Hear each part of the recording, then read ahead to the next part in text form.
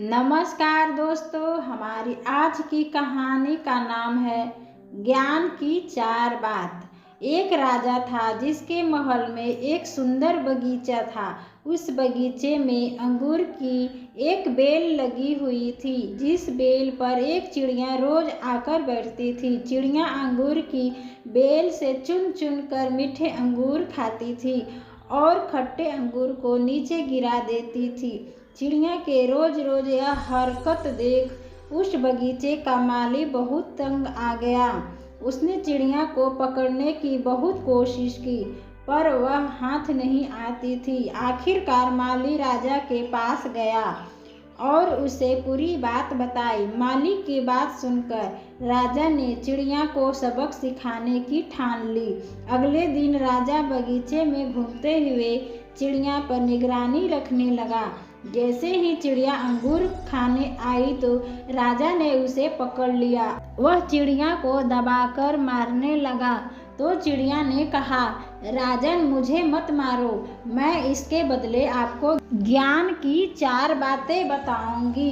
राजा ने कहा, ठीक है, जल्दी बता। चिड़िया बोली, राजन, पहली बात, हाथ में आए शत्रु को कभी नहीं छोड़ना चाहिए। दूसरी बात, जो बातें असंभव लगे भूलकर भी उन पर विश्वास नहीं करना चाहिए।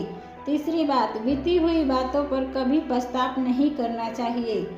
फिर चिड़िया बोलते हुए अचानक रुक गई। राजा ने कहा, चौथी बात तो बता दो। चिड़िया बोली, चौथी बात जरा ध्यान से सुनने की है।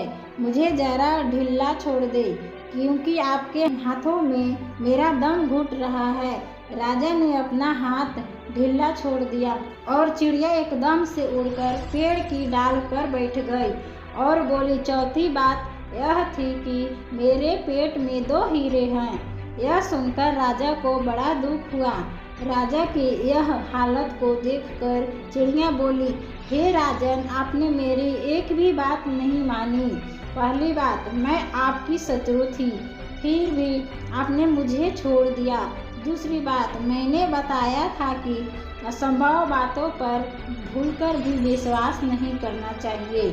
चौथी बात, मैंने आपसे कहा कि मेरे पेट में 2 हीरे हैं और आपने भरोसा कर लिया।